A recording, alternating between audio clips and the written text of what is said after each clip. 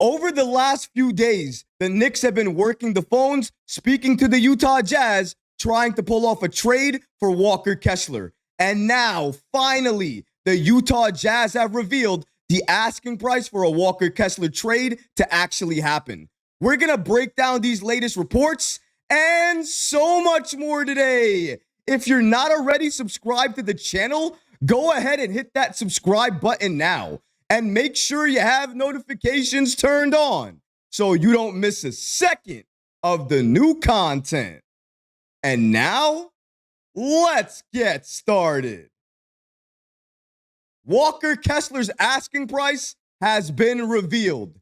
As mentioned, the Knicks have been trying to trade for a big man center over the last few days. There have been a lot of names that have come up during that time. Nick Richards from Charlotte is one of them. But the other name that's consistently come up in the Knicks trade talks have been Walker Kessler. But the number one question on everybody's mind was, what was going to be the asking price from Utah in order for the Knicks to pull off that trade? And now we finally have that information thanks to SNY's Ian Begley. Let's go ahead and pull up those following reports. Shout out to Ian Begley for giving us the following information. According to him, the Jazz are asking for at least a first-round pick and a Walker Kessler trade. Utah appears very open to listening to offers on the 7-foot rim protector. That is absolutely shocking. If Walker Kessler's asking price is at least a first-round pick, the Knicks have the assets available to pull off that trade. Now, you might be asking yourself, Troy, they traded a lot of their first-round picks for Mikal Bridges. True, they did, but they have those protected picks, and they also have second-round picks as well, too. And for everybody in the comments who is screaming at me to include Deuce McBride in this deal, I don't have to. Here's the thing. The Utah Jazz have enough players. They have the players on their roster that they actually want. They don't need any players. The Knicks don't need to give up any players in this trade to get Walker Kessler. With the roster that they have, they can acquire Walker Kessler just by giving the Utah Jazz draft picks, and then they can absorb his contract into their salary cap. That way they can get Walker Kessler just by giving up picks and nothing else. It sounds perfect for the Knicks and also perfect for the Utah Jazz. The only question is, will the Knicks' protected picks be enough for Danny Ainge to say, yes, I'm willing to do this trade? According to Ian Begley, it may not actually be enough at this point in time.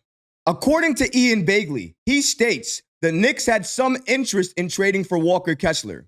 Teams in touch with Utah say that the Jazz are looking for at least one first-round pick for him.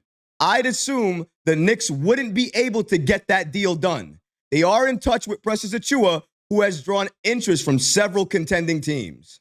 Shout out to Ian Begley of SNY for giving us the following updates about the Knicks and their trade interest in Walker Kessler. Here's the thing, though. I'm not sure why Ian Begley stated he doesn't think that the Knicks would be able to get that deal done. Because in my head, I still see the Knicks having those protected first-round picks. They still have second-round picks as well, too. And if the Jazz are only looking for at least one first-round pick, in my opinion, the Knicks have all the assets necessary to make this move happen and get Kessler on this team. And as I said earlier, they do not have to include a player in this deal to pull it off and get Kessler on this team. They don't have to include Deuce McBride. And if you look at the Utah Jazz and their roster, let me ask you something. Do they need Deuce? Do they need anybody on this Knicks team right now? Do they want anybody on this Knicks team right now? Because if I had to guess, I would say no. Utah is looking to load up on picks, as many picks as possible. That's what they want. And the Knicks have picks to give them. Right now, the Knicks need another backup center. Sure, they can look at Precious Achiuwa, but he's likely the only name in free agency left for the Knicks to go ahead and sign to add to this roster as potentially another backup big man. But if they trade for that backup, they have a lot more options, especially when you consider Nick Richards with the Charlotte Hornets and, of course, Walker Kessler with the Utah Jazz. Over the last couple of days, the Knicks have made their intentions clear. They are looking to get a backup big man on this roster, either through free agency or what they seem to prefer at this point in time, via trade. They didn't add a big man via free agency for a very long time. In my opinion, the only reason that happened is because they were working the phones trying to trade for that backup big or potentially that starting big. Whatever you want to call Walker Kessler if he's added to this team, a starting big man or a big man off the bench. Either way, he's likely going to see starter minutes when Mitchell Robinson goes down with injury. I am not hoping for it. I don't want to see it. But if we're looking at his past, we're looking at his injury history.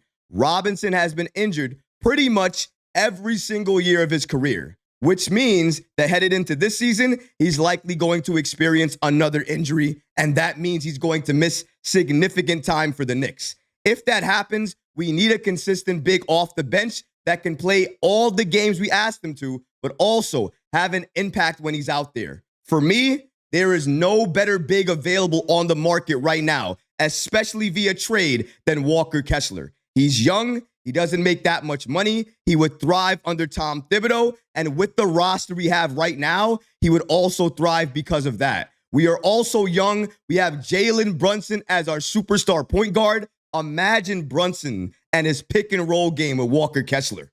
That would be phenomenal. It would be must-see television. I would want to see it, and I would absolutely want to see how it looks. I would want to see the chemistry he has with Julius Randle, with OG Anunoby, with Mikal Bridges, with other players on the bench, because I think his impact is better than most players available right now on the trade market. The Knicks must pull off this trade. They need to get Walker Kessler on this team, because if they don't, they really don't have that many options left.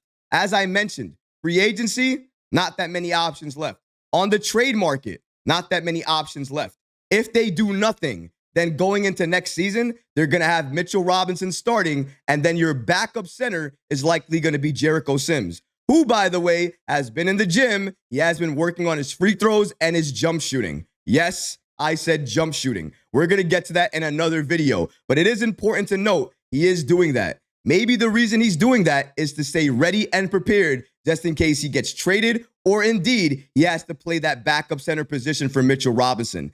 Either way, the Knicks don't want to leave it up to Jericho Sims to be the only person we have at depth for the backup center position. It's clear the Knicks are looking to add other big men to this roster to help back up Mitchell Robinson in case he goes down with injury or whatever the reason may be. If they had enough faith in Mitchell Robinson or Jericho Sims, they would not be doing this. The fact that they're doing this shows you where their concerns are for this roster. It's the center position. Right now, as presently constructed, the Knicks are an NBA Finals team. And if we get there, we have the chance to win a championship.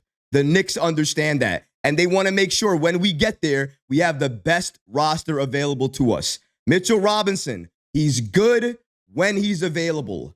When he's available.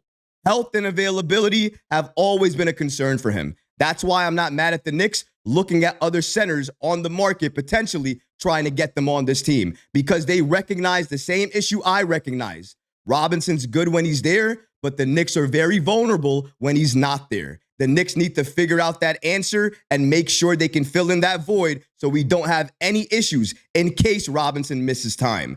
That's going to be the biggest issue that the Knicks are going to have to figure out come this offseason. But right now, I can say without question that the Knicks doing what they're doing, trying to trade for Walker Kessler and making sure they can get that deal done, is the best move they can possibly do at this point in time. In my opinion, do not go after Precious Achiuwa right now until you're sure that Walker Kessler cannot come to this team and that deal is dead. If it's still on the table or it's a possibility, Leon Rose, Worldwide West, Gerson Rosa, I trust you, I believe in you, and I know you can get this deal done.